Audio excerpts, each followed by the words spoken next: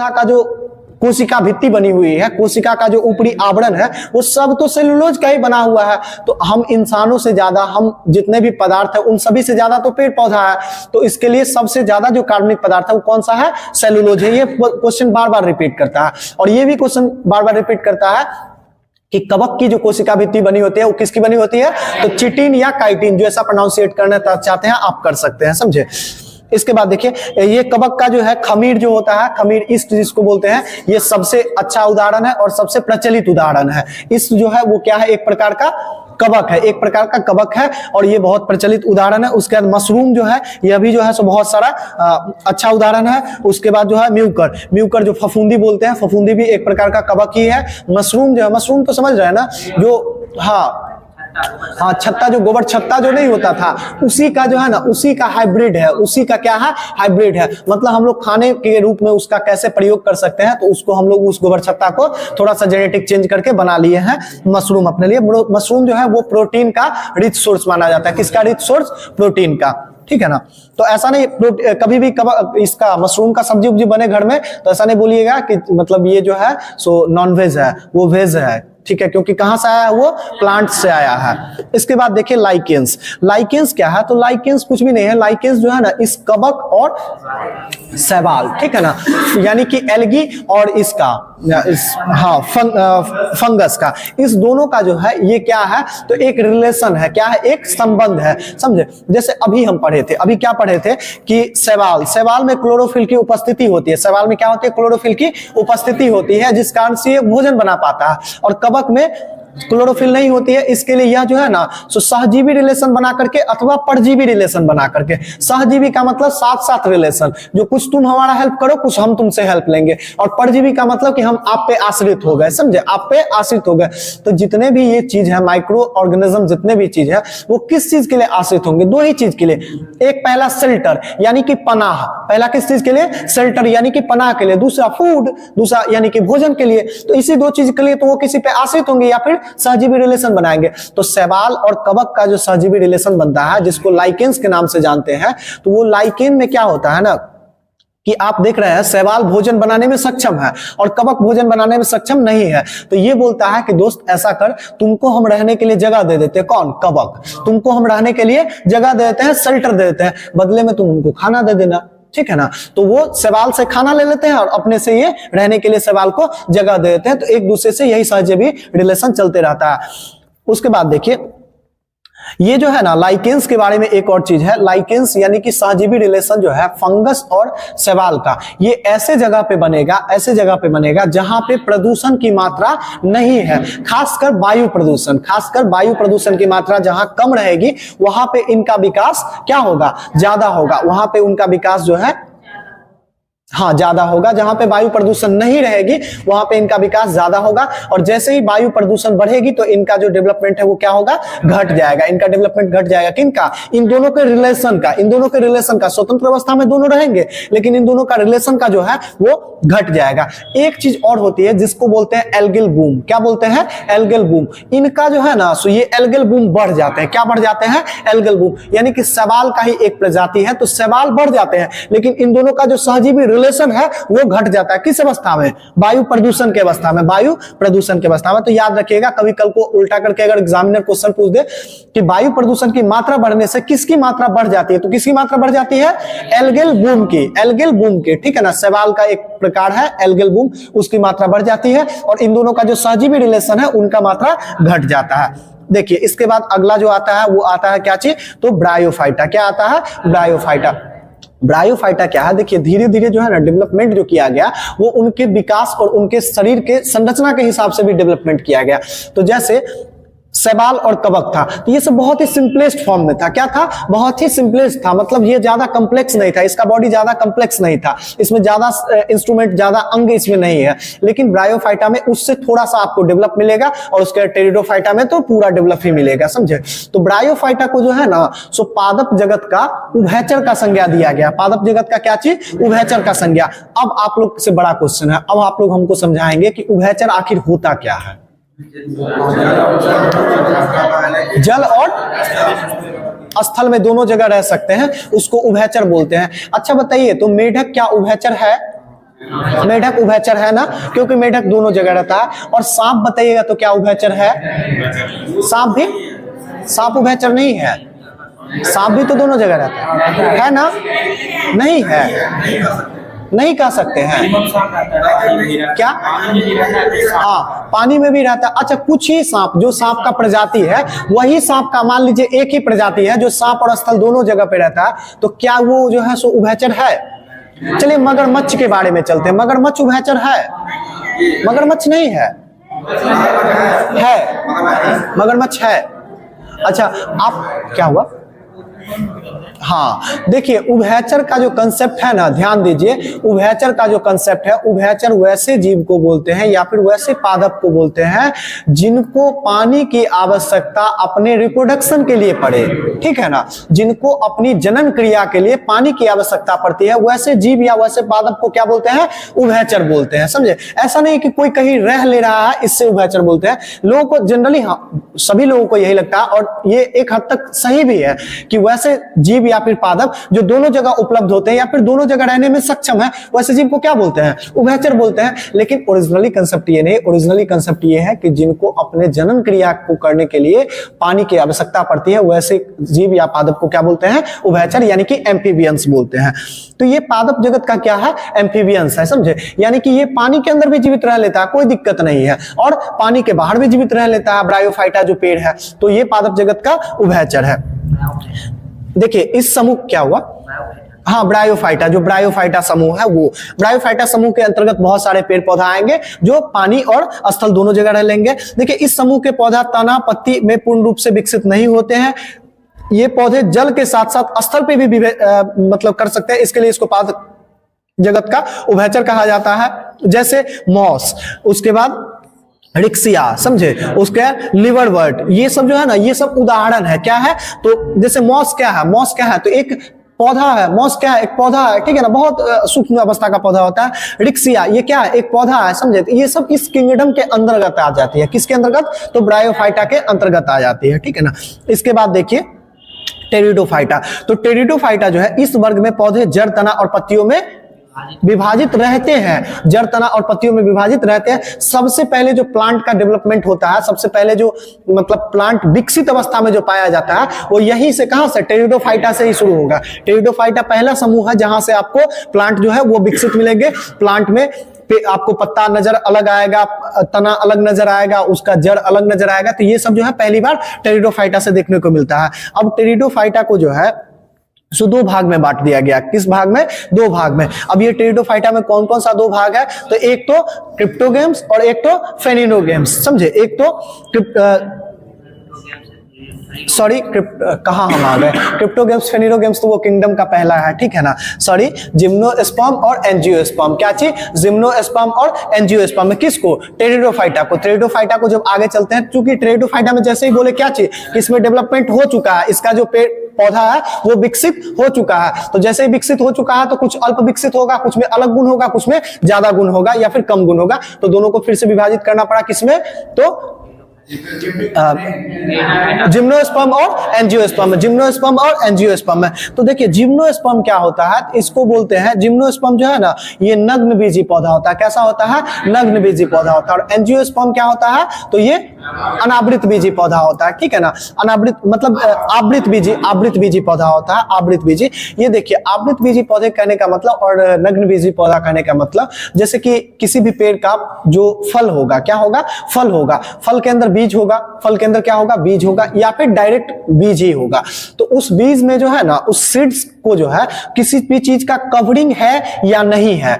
Covering है तो क्या है, कवरिंग नहीं है तो क्या है। तो अगर कवरिंग नहीं है ना तो इसको क्या बोल देंगे? जिम्नोस्पर्म। कवरिंग नहीं है तो क्या बोल देंगे? जिम्नोस्पर्म। और कवरिंग है तो क्या बोल देंगे? एंजियोस्पर्म। कवरिंग है तो क्या बोल देंगे? एंजियोस्पर्म। अच्छा अब बताइए हमें, धान जो है वो जिम्नोस्पर्म है या एंजियोस्पर्म है?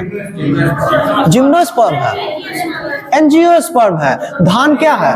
धान क्या है? एंजियोस्पर्म। क्योंकि चावल जो आप निकालते हैं उसके ऊपर कवरिंग है ना। अच्छा अब ये बताइए, ये गेहूं जो है ये क्या है? गेहूं क्या है? ये भी क्या है? एंजियोस्पर्म ही है। गेहूं के ऊपर भी कवरिंग होती है, गेहूं के ऊपर भी कवरिंग होती है, ठीक है ना। उसका दाना देखिएगा वो जो होता है क्या बोलते हैं उसको, क्रॉप्स जो होता है, उस क्रॉप से एक दाना आप निकाल करके देखिएगा तो उसके ऊपर कवरिंग होती है, फिर उसको हटाइएगा तो आपको सीड्स मिलेगा, ठीक है ना। इसके बाद देखिए ये एंजियोस्पर्म जो है ना, एंजियोस्पर्म ये फिर आगे चल करके दो में बट जाता है, किसमें, तो मोनोक्रेट्स में और डाइकोट्स में, ठीक है ना। मोनोकोट्स और डाइकोट्स, मोनो शब्द का मतलब होता है एक और डाई का मतलब दो, ट्राई का मतलब तीन, ठीक है ना। तो मोनो का मतलब एक कवरिंग होगा, क्या होगा, एक बीज पत्री होगा, मतलब उसका जो पत्र जो होगा ना वो क्या होगा, तो एक होगा, ठीक है ना, एक ही बीज पत्र होगा। और ये दो बीज पत्री जो है सो मतलब उसमें डाई कोट्स में क्या आ जाएगा, तो दो कोट्स होगा, क्या होगा, दो कोट्स होगा। जैसे कि बताइए गेहूं जो है ये मोनोकोट्स है या फिर डाई कोट्स है, मोनोकोट्स है। चावल वो एक ही, चावल में दो दाना नहीं होता है, वो खुलेगा नहीं। अच्छा, और सोयाबीन का बीज डाई कोट्स होता है ना, सोयाबीन का बीज नहीं देखे हैं, डाई कोट्स होता है, मोनोकोट्स होता है। अच्छा सोयाबीन, हाँ सोयाबीन तो एक ही खुलता है। अच्छा सोयाबीन एक क्या हुआ, हाँ चना के साथ जो फुला के खाते हैं तो वो एक बीज कोट्स होता है या डाई होता है, एक ही होता है, ठीक है ना। हाँ कवरिंग होता है, एंजियोस्पर्म के अंतर्गत आता है, लेकिन एक ही कवरिंग, एक ही खुलता है। और चना का दाल जो होता है वो चना डाइकोट, डाइकोट, ठीक है ना। चना का दाल में देखते हैं उसका कवरिंग हटाइए तो एंजियोस्पर्म में आ गया, कवरिंग हटाए तो एंजियोस्पर्म में आ गया। और उसके बाद जब खुलता है तो क्या होता है, उसमें से दो दाल निकलता है, एक दाल में, एक चना में से दो दाल का पत्ता निकलता है ना, ठीक है ना। सेब बताइएगा तो सेब का बीज, सेब का बीज क्या है, मोनोकोट्स है। सेब का बीज कैसा है, मोनोकोट्स। सेब का बीज मैंने आप लोग खाते नहीं है ना, इसी के लिए आप लोग को पता नहीं चलता है। सेब का बीज कभी खा के देखिए, सेब का बीज नहीं खाते हैं कभी क्या, हाँ सेब का बीज नहीं खाया जाता है। याद रखिएगा सेब के बीज में एक विशेष प्रकार की रसायन पाई जाती है, ठीक है ना, नाइट्रोजन का वो यौगिक है जो बहुत ही ज्यादा हानिकारक होता है। अगर कोई लोग जो है ना बोला जाता है कि अगर 100 ग्राम अगर कोई मतलब ये खा ले, सेब का बीज खा ले तो उसका बचना नामुमकिन है, ठीक है ना। सेब का बीज निकाल करके अगर 100 ग्राम सेब का बीज निकाल करके अगर खा लीजिएगा तो फिर डेथ के आप करीब ही पहुंच जाएगा, ठीक है ना। तो सेब का बीज कैसा होता है, मोनोकोट्स होता है, कैसा होता है, मोनोकोट्स होता है। इसके बाद देखिए, अच्छा इसमें जिम्नोस्पर्म में कौन सा पौधा आता है, जिम्नोस्पर्म में कैसा पौधा आता है, कैसा, हाँ जिम्नोस्पर्म में, हाँ जिसमें कवर नहीं होता है, ठीक है ना, जिसमें कवर नहीं होता है। और जितने भी काष्ठीय पेड़ है ना, जिनका भी व्यापारिक रूप से महत्व ज्यादा है, ठीक है ना, जिनका भी व्यापारिक रूप से महत्व ज्यादा है, वो सारे किस में आ जाते हैं, तो जिम्नोस्पर्म में आ जाते हैं। किस में आ जाते हैं, तो जिम्नोस्पर्म में आ जाते हैं। जिनका व्यापारिक रूप से, जैसे सागवान वगैरह का पेड़ है, चंदन का पेड़ है, ये सब क्या है, ये सब जिम्नोस्पर्म में आ जाते हैं, ठीक है ना। काष्ठीय तौर से फर्नीचर बनाने के लिए जिसका महत्व बहुत ज्यादा है वो सब जिम्नोस्पर्म में, बाकी सब एंजियोस्पर्म में। जिम्नोस्पर्म पेड़ पौधे की संख्या कितनी प्रतिशत है, जिम्नोस्पर्म का, जिम्नोस्पर्म के अंदर कितना पेड़ पौधा आता है, नहीं पता है, 5 से 10% नहीं 80-20 का रेशियो रहता है। कितना का रहता है, 80-20 का रेशियो रहता है, ठीक है ना। चलिए कोई बात नहीं, अभी बताते हैं, आगे देखिएगा। ये अनावृत, ये नग्न बीजी जो पौधे होते हैं, इस समूह के अंदर पौधे में जड़, तना तथा फूल पत्तियों में विभाजित रहते हैं, किंतु फल नहीं होते हैं। बीज किसी भी प्रकार से आवरण से बंद नहीं होता। ये किसमें, जिम्नोस्पर्म की बात करें, जिम्नोस्पर्म में जैसे फ्रू, स्पूर, ऑर्किड, पिन, ये सब जो है ना, मेटा, स्विकिया, ये सब जो है ना, ये सब किसका उदाहरण है, तो सब जिम्नोस्पर्म का उदाहरण है। इसके बाद देखिए जिम्नोस्पर्म के बाद जो आ जाता है वो एंजियोस्पर्म आ जाता है। एंजियोस्पर्म इस समूह के पेड़ पौधा जो है तन फल सब में विभाजित रहेगा, ठीक है ना। पेड़ पौधा जो है अब पूरा डेवलप पेड़ मिलेगा आपको, जो एंजियोस्पर्म और जिम्नोस्पर्म का जो भी पेड़ मिलेगा वो पूरा डेवलप मिलेगा, मतलब पत्ती, तना, शाखा, ये सब व्यवस्थित अलग से, फल वगैरह सब मिलेगा। लेकिन इसमें जिम्नोस्पर्म में क्या था कि आपको फल नहीं मिल करके डायरेक्ट क्या मिल जाएगा, सीड मिल जाएगा, और इसमें फल मिलेगा और फल के अंदर सीड मिलेगा, किसमें, एंजियोस्पर्म में।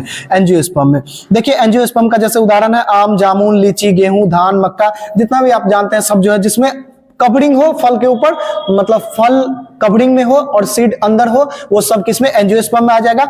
अब एंजियोस्पर्म जो है वो दो भाग में बट जाता है, एक बीजपत्री और दो बीजपत्री में। एक बीजपत्री देखिए वैसे प्राकृतिक पौधे जो दो बराबर भागों में बांटे नहीं जा सकते हैं, वो क्या है, तो एक बीजपत्री है।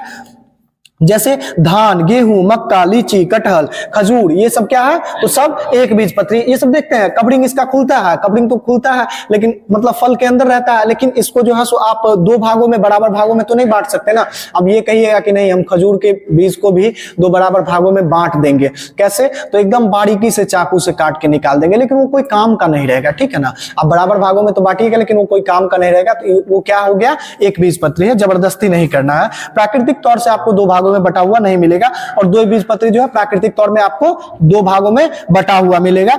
जैसे मूंगफली, काजू, जामुन, आम, जामुन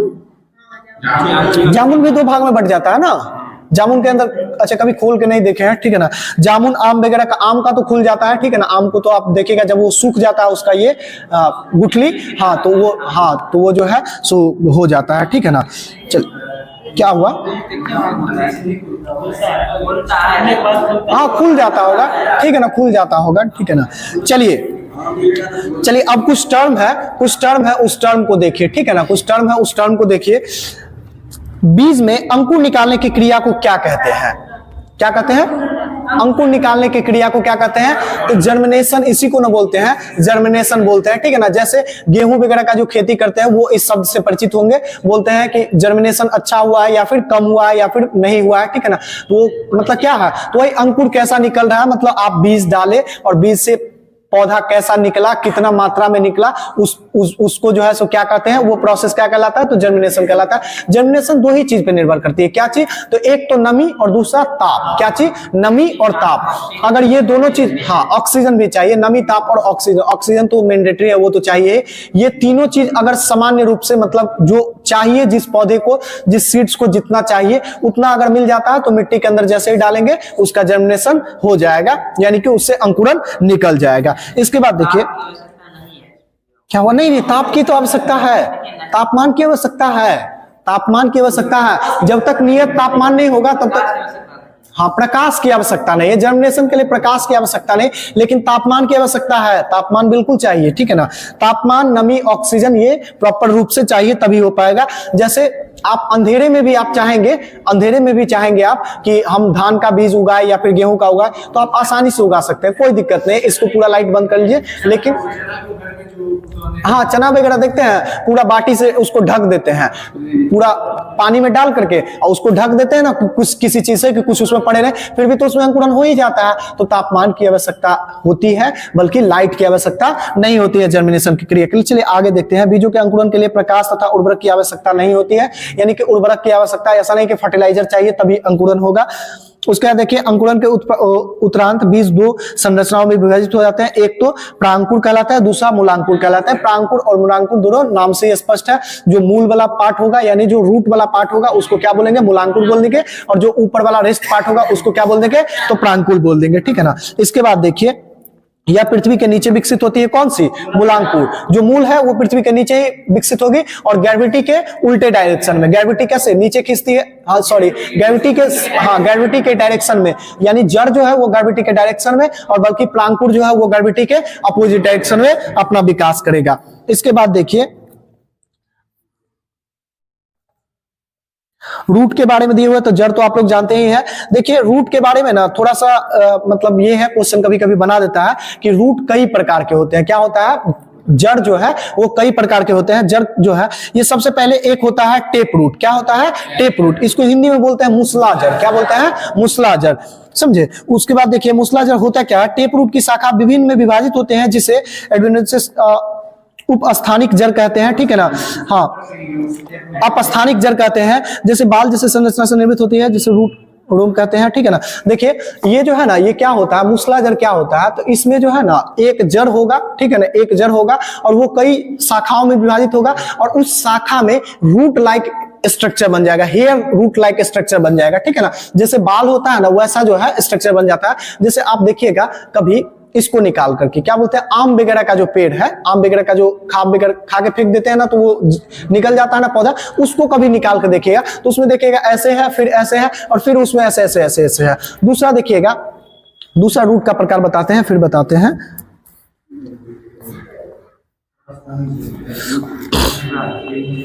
इसमें नहीं दिया हुआ है, एक और जड़ होता है, ठीक है ना, एक और जड़ होता है। क्या हुआ,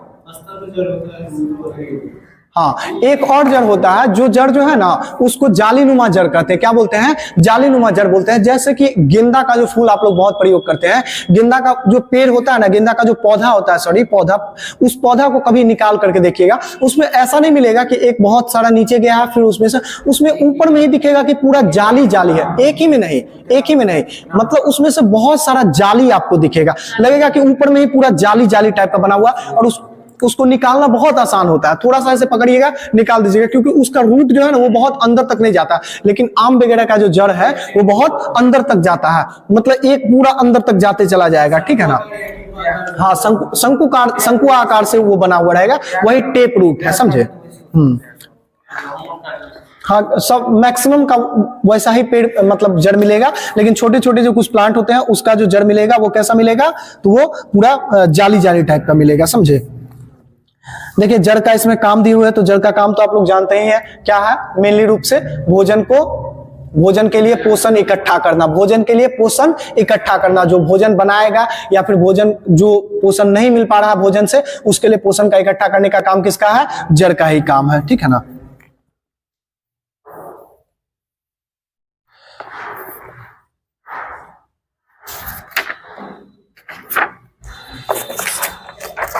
मैंने सब कुछ नहीं पढ़ना है, जहां से प्रश्न ज्यादा बनता है, ठीक है ना, उसको पढ़ना है। अच्छा, रंध्र जो होता है, रंध्र के बारे में जानते हैं? थोड़ा सा पत्ता को पढ़ लीजिए, ठीक है ना, पत्ता को थोड़ा सा पढ़ लीजिए। पत्ती जो है, चूंकि यह भी जो है सो पौधा का एक महत्वपूर्ण भाग है। पत्ती क्या है? महत्वपूर्ण भाग है, चूंकि भोजन निर्माण करने का क्रिया करता है ये। उसके बाद दूसरा जो सबसे महत्वपूर्ण पौधा का हो जाता है वो क्या चीज है? तो पुष्प है। क्या चीज है? पुष्प है। तो हम लोग पुष्प को अच्छे से पढ़ेंगे, उससे पहले थोड़ा सा पत्ती को भी पढ़ लेते हैं। पत्ती पौधे का एक महत्वपूर्ण भाग है जिसके द्वारा कई महत्वपूर्ण कार्य किए जाते हैं, ठीक है ना। और इसमें जो है सो देखिए, पत्तियों के किनारे में सूक्ष्म छिद्र पाए जाते हैं, जिन्हें क्या कहते हैं? तो स्टोमाटा या रंध्र कहते हैं, ठीक है ना। पत्तियों के किनारे में सूक्ष्म छिद्र पाए जाते हैं, यानी पत्ती जो है ना उसमें हालांकि किनारे में नहीं, उसका पूरा जो पार्ट है ना, पूरे पार्ट में एक छिद्र छिद्र टाइप का पाया जाता है, जिसको स्टोमाटा बोलते हैं। क्या बोलते हैं? स्टोमाटा बोलते हैं, या फिर उसको रंध्र बोलते हैं।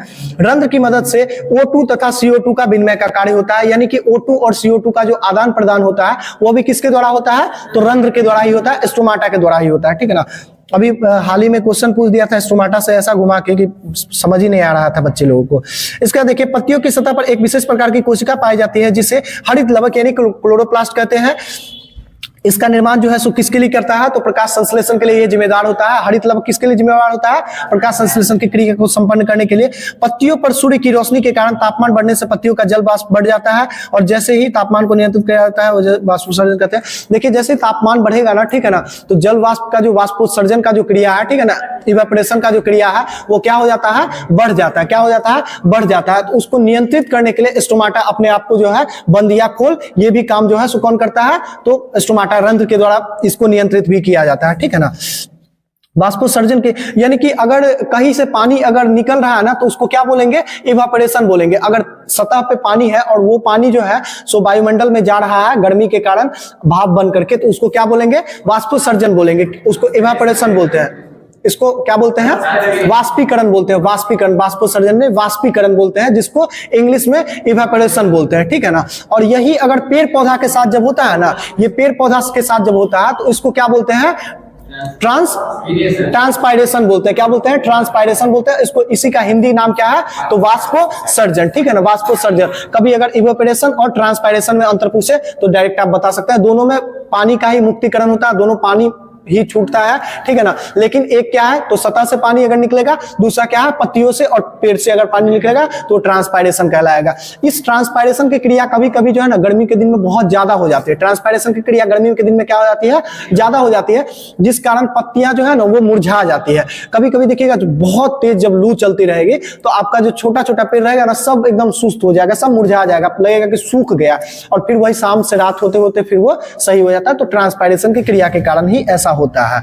इसके बाद देखिए, रात्रि में छोटे पौधे की जड़ में अवशोषित जल को एक कण में प्रेशर के निर्माण होता है, जिसे रूट प्रेशर कहते हैं, ठीक है ना। रात्रि में छोटे पौधे की जड़ द्वारा अवशोषित जल के कण के कारण जो है एक प्रेशर का निर्माण होता है, जिसको क्या बोलते हैं? रूट प्रेशर बोलते हैं। रूट प्रेशर क्या होता है? तो नाम रात के समय में जो है ना, जैसे दिन के समय क्या है कि रूट जो है वो पानी को खींच रहा है, रूट पानी को खींच रहा है, उस पानी का आगे यूटिलाइजेशन भी हो रहा है, आगे ऊपर बढ़ रहा है और वाष्पोत्सर्जन से वो आगे जा रहा है, या फिर खाना बनाने के लिए जो ग्लूकोज है उसका निर्माण हो रहा है, तो उसमें जो है सो O2 टूट टूट करके निकल रहा है, तो उस पानी का यूज हो रहा है।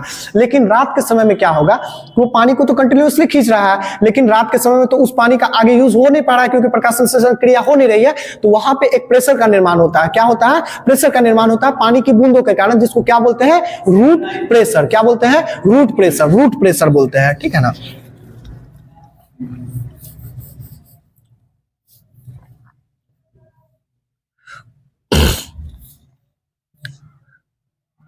देखिए ट्रांसपायरेशन होने के कारण जो है ना वाटर का लॉस होता है, और इस प्रकार में रूपांतरण मरुस्थलीय पौधे में देखा जाता है, जैसे कि नागफनी इत्यादि में, ठीक है ना। ट्रांसपायरेशन का जो क्रिया होता है ये ज्यादा किस क्षेत्र में होगा, तो मरुस्थलीय क्षेत्र में। किस क्षेत्र में होगा? मरुस्थलीय क्षेत्र में, क्योंकि वहां पे आर्द्रता क्या होती है? आर्द्रता निम्न होती है, आर्द्रता निम्न होती है, ठीक है ना। वहां पे आर्द्रता निम्न होती है, वाष्पोत्सर्जन की क्रिया मतलब हाँ क्या हुआ? नहीं तो पानी नहीं रहेगा। देखिए हम बताते हैं, मान लीजिए पूरे सरफेस पे पानी कहीं है ही नहीं, ठीक है ना, पूरे सरफेस पे पानी कहीं है ही नहीं, पूरा रेत ही रेत है, वहां पे जो है सो जल्दी जल्दी वाष्पोत्सर्जन हो रहा है। क्या हो रहा है? जल्दी जल्दी वाष्पोत्सर्जन हो रहा है। लेकिन वाष्पोत्सर्जन होगा, पानी रहेगा तब तो, पानी रहेगा तभी ना वाष्पोत्सर्जन होगा। तो पानी कहाँ पे है? कैक्टस वगैरह का जो पेड़ है, पेड़ पौधा में तो पानी रहता ही है, पेड़ पौधा में तो पानी रहता ही है ना, तो उससे जो है ना मतलब ट्रांसपायरेशन की क्रिया जो है सो उस क्षेत्र में ज्यादा होती है, उस क्षेत्र में ज्यादा हो जाती है, ठीक है ना। मान लीजिए इस क्लास में कोई ऐसा है, मान लीजिए हवा कहीं है ही नहीं, हवा कहीं है ही नहीं, तो जहां पे एक जगह पंखा चलेगा वहीं ना सभी बच्चे कोशिश करेंगे कि वहीं पे जाकर के बैठे। गर्मी का समय है और पंखा एक ही जगह चल रहा है, तो सभी लोग कोशिश करेंगे कि वहीं पे जाकर के बैठे, समझे।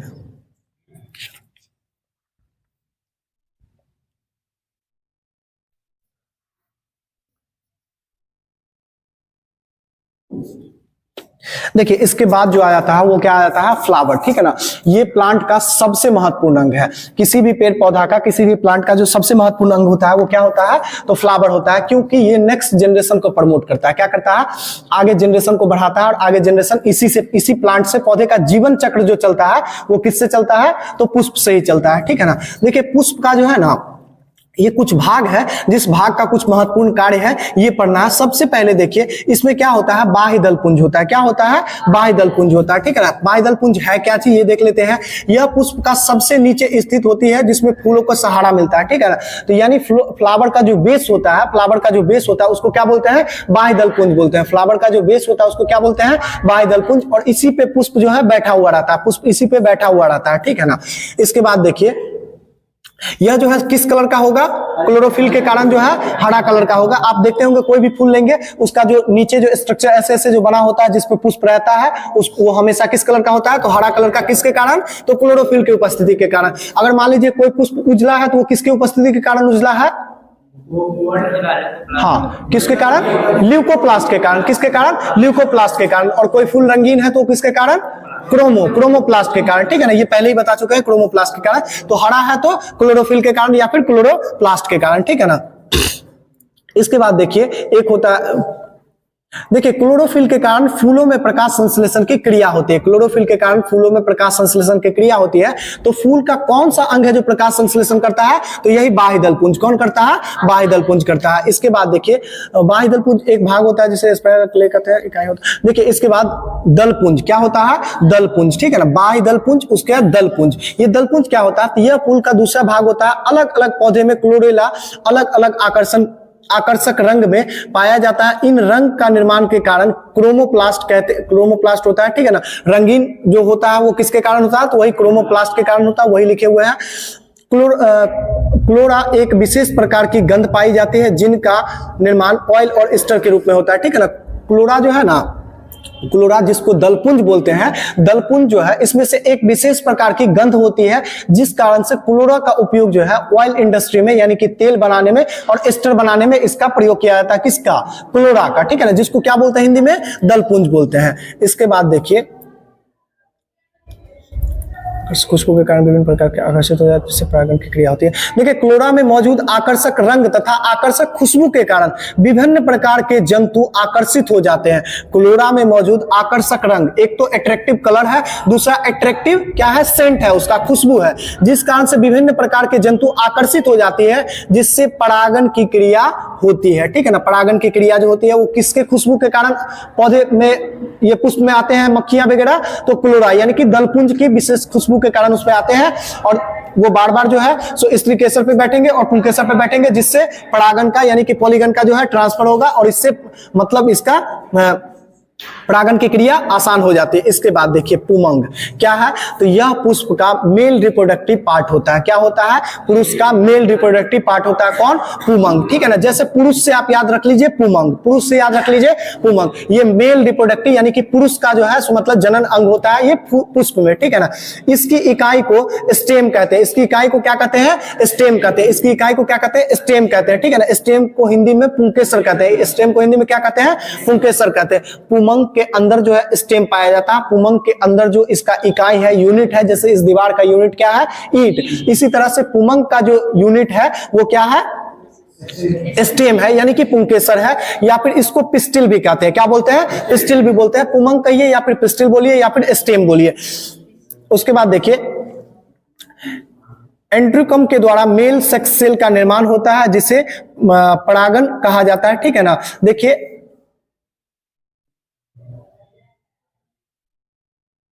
हाँ ठीक है, देखिए एंड्रोकम के द्वारा जो है ना मेल सेक्स सेल का जो निर्माण होता है, मेल सेक्स सेल का जो निर्माण होता है वो किसके द्वारा होता है, एंड्रिकम के द्वारा होता है, जिससे परागण का क्रिया होता है, इसे ही परागण कहते हैं, इसे ही पॉलीगन कहते हैं। क्या बोलते हैं, पॉलीगन इसी को बोलते हैं। ठीक है ना, देखिए जैसे कि क्या बोलते हैं, ये है एनिमल है। ठीक है ना, एनिमल है, तो एनिमल में जैसे कि सेक्स सेल का निर्माण कैसे होता है, तो जैसे पुरुषों में टेस्टिस से होता है, पुरुषों में क्या चीज होता है, टेस्टिस से होता है, तो उसी तरह से फूल में भी कोई एक विशेष प्रकार का कोई ये तो होना चाहिए ना, कोई अंग तो होना चाहिए ना जो इस सेल का निर्माण करे। तो इस सेल का निर्माण करने वाली जो होती है वो एंड्रिकम के द्वारा इस सेक्स सेल का, मेल सेक्स सेल का निर्माण होता है, और यही मेल सेक्स सेल जो है क्या कहलाता है, पॉलीगन कहलाती, क्या कहलाती है, पॉलीगन कहलाती। इसके बाद देखिए ये सब किसका पार्ट था, तो पुमांग का पार्ट था, किसका पार्ट था, पुमांग का पार्ट था। इसके बाद देखिए जयांग, ठीक है ना, क्या है, जयांग, यह फूल का जो है ना मेल, ये फीमेल रिप्रोडक्टिव सिस्टम है, ये क्या है,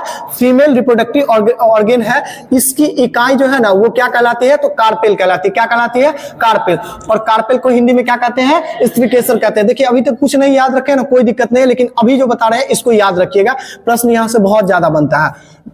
जयांग जो है, जयांग या फूल का जो है सो फीमेल रिप्रोडक्टिव सिस्टम है, इसकी इकाई को क्या बोलते हैं, कार्पेल बोलते हैं, कार्पेल, कार्पेल जिसको स्त्रीकेसर बोलते हैं, हिंदी में क्या बोलते हैं, स्त्रीकेसर कहलाता है। ठीक है ना, देखिए जाइनोकम के द्वारा जो है ना सो फीमेल सेक्स सेल का निर्माण होता है, जो एक बहुकोशिकीय संरचना के अंदर निर्मित होती है, जिसे एम्ब्रियोसिस कहा जाता है। क्या कहा जाता है, एम्ब्रियोसिस कहा जाता है, यानी कि फीमेल जो, हाँ क्या हुआ, फीमेल जो रिप्रोडक्टिव सिस्टम के द्वारा जो मतलब ये बनाया जाएगा, फीमेल सेक्स सेल जो बनाया जाएगा उसको क्या कहा जाएगा, तो एम्ब्रियोसिस कहा जाएगा। क्या कहा जाएगा, एम्ब्रियोसिस कहा जाएगा। और मेल का जो है वो क्या कहलाएगा, तो पॉलीगन कहलाएगा। क्या कहलाएगा, पॉलीगन कहलाएगा। और यही दोनों का ना जब मेल होगा तो फिर एक नए पौधे का निर्माण होगा। ठीक है ना, इसके बाद देखिए पॉलीगन, पॉलिनाइजेशन जो है यानी कि परागण, ठीक है ना, क्या है, परागण। इसके बाद देखिए एम्ब्रियोसिस के अंदर जो है ना मायोसिस डिवीजन होता है। कैसा डिवीजन होता है, तो मायोसिस डिवीजन होता है, यानी कि अर्धसूत्री डिवीजन होता है, अर्धसूत्री डिवीजन होता है। अर्धसूत्री डिवीजन कहने का मतलब क्या हो गया कि 23-23, जैसे आधा आधा। ठीक है ना, आधा गुण किसका, मेल का, आधा गुण फीमेल का, ये दोनों मिक्स होकर के उसके बाद जो है सो पॉलिनाइजेशन की क्रिया होगी। तो पॉलीगन और क्या मिलेगा, पॉलीगन और कार्पेल जब मिलेगा तो फिर पॉलिनाइजेशन की क्रिया होगी। अब देखिए पॉलिनाइजेशन है क्या, तो यह एक प्रक्रिया है जिसके द्वारा परागण स्टिग्मा तक चला जाता है। क्या चला जाता है, परागण जो है कहां तक चला जाता है, स्टिग्मा तक चला जाता है। पॉलिनाइजेशन के लिए अलग अलग एजेंट महत्वपूर्ण योगदान देते हैं, जिसके आधार पर पुष्प का अलग अलग वर्ग होता है। ठीक है ना, पुष्प का अलग अलग वर्ग किस पे डिपेंड करता है, तो इसका अलग अलग एजेंट कैसा काम कर रहा है उसके हिसाब से ये इसको डिफाइन किया जाता है। देखिए सबसे पहले जो है पुष्प को बहुत अच्छे तरीके से समझते हैं। सबसे पहले अभी हम कुछ भी नहीं बताया, सबसे पहले बताया कि बाह्य दलपुंज। क्या बताया? बाह्य दलपुंज। तो बाह्य दलपुंज क्या बताया? बोले कि ये बेस है। क्या है? बेस है। बाह्य दलपुंज क्या है? बेस है जिसपे फूल रहता है, हरा कलर का होता है, हरा कलर होने के कारण इसमें क्लोरोफिल होता है, क्लोरोफिल के कारण यह प्रकाश संश्लेषण की क्रिया करती है। बस इतना। दूसरा क्या बताया? तो दलपुंज बताया। क्या बताया? दलपुंज। यह पौधे का दूसरा भाग है जो आकर्षक रंग वगैरह और आकर्षक सेंट वगैरह निकालता है, जिसके कारण इसमें मक्खियां वगैरह आकर के बैठती है, ठीक है ना, जिसके कारण पोलिनाइजेशन की क्रिया जो है आसान हो जाती है। अब पोलिनाइजेशन की जो क्रिया होती है वो होती कैसी है, तो इसके बारे में इसका कुछ अंग देखते हैं। तो इसमें अंग अभी सबसे पहले देखें, मेल रिप्रोडक्टिव सिस्टम जो है उसका नाम क्या है? पुमंग। मेल रिप्रोडक्टिव सिस्टम का नाम क्या है? पुमंग। और फीमेल का क्या है? जयांग। पुमंग फीमेल का क्या है? जयांग।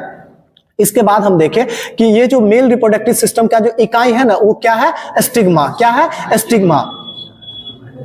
सॉरी, स्टिग्मा कहते हैं स्टेमेन। स्टेमेन स्टेमेन स्टिग्मा तो रंध्र हो गया ना, स्टिग्मा तो रंध्र हो गया, स्टेमेन है, ठीक है ना। और इसी स्टेमेन को जो है ना पिस्टल भी कहा जाता है। क्या कहा जाता है? पिस्टल भी कहा जाता है, ठीक है ना। और इसके बाद देखिए इसमें जो है ना सो एरोडम नाम का जो है सो ऑर्गन होता है, जिसके द्वारा किसका निर्माण किया जाता है? तो परागन का निर्माण किया जाता है, पॉलिजन का निर्माण किया जाता है। किसका? पॉलिजन का निर्माण किया जाता है। इसके बाद फीमेल में जो है फीमेल रिप्रोडक्टिव सिस्टम के इकाई को क्या कहते हैं? तो कार्पेल बोलते हैं। क्या बोलते हैं? कार्पेल बोलते हैं, जिसको स्त्री केसर बोलते हैं। जैसे उसमें पुंकेसर है, इसमें स्त्री केसर है, ठीक है। किसमें? पुंकेसर कहां पाया जाएगा? पुमंग में। पुंकेसर कहां पाया जाएगा? पुमंग में। स्त्रीकेसर कहां पाया जाएगा? जयांग में, ठीक है ना, जयांग में। अब देखिए इसमें क्या हम बताएं आगे कि ये कार्पल जो है ना, कार्पल जो है इसमें जो है सो मायोसिस का क्रिया होगा। क्या चीज का क्रिया होगा? मायोसिस का क्रिया होगा, अर्धसूत्री विभाजन होगा। इसके बाद पोलिनाइजेशन पे चले। क्या चीज? अब क्रिया होगी, अब जो है क्रिया होगी पोलिनाइजेशन। पोलिनाइजेशन एक क्रिया है जिसके द्वारा स्टिग्मा तक ये पॉलीगन जो है कहां तक चला जाता है? स्टिग्मा तक। और पोलिनाइजेशन का अलग अलग एजेंट के द्वारा जो है इसकी क्रिया को संपन्न किया जाता है, ठीक है ना।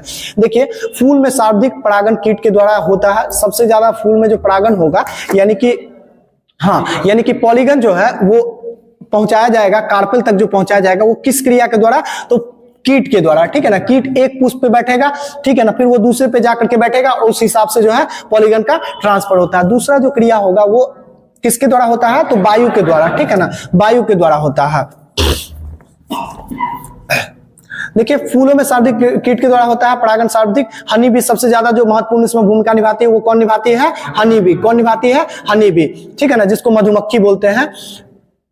सबसे बड़ा जो फूल है वो कौन सा फूल है? रेफ्लेसिया का फूल है, ठीक है ना। इसका व्यास जो माना जाता है वो 1 मीटर तक माना जाता है, 8 से 10 किलो इसका वजन है। और सबसे जब बड़ा बता गए सबसे छोटा कौन सा है? बुलमिया है। कौन सा है? बुलमिया। सबसे छोटा जो है बुलमिया है, ठीक है ना। कीट जो है वो किस कलर को नहीं देख पाते हैं? तो ये लाल कलर को नहीं देख पाते हैं। कीट जो है ब्लू और वायलेट कलर को ज्यादा पसंद करते हैं, ठीक है ना। इसी के लिए देखिएगा जहां भी ब्लू कलर जलेगा वहां पे उस पे कीट जो है वो ज्यादा अट्रैक्ट होंगे, ठीक है ना। और लाल कलर को तो देख ही नहीं पाते हैं तो उससे दूर ही रहना, ठीक है ना। उसके बाद देखिए रेड और ऑरेंज कलर पक्षियों के लिए उत्तम रंग है, और पक्षियों के लिए जो उत्तम रंग है वो कौन सा है? तो रेड और ऑरेंज है, ठीक है ना। इसके बाद देखिए फ्रूट के बारे में दिया है, ठीक है ना। इसमें बहुत सारा चीज मिसिंग है, समझे। इस पुष्प को याद रखिएगा, कल हम हो सकता है तो हम अपने से पुष्प को जो है ना अच्छे से बता देंगे। पुष्प को पढ़ना बहुत इंपॉर्टेंट है, ठीक है ना। इसके बाद देखिए छोड़ देते हैं, ठीक है ना, 5:25 हो गया, रहने दीजिए, आज इतना ही रहने दीजिए।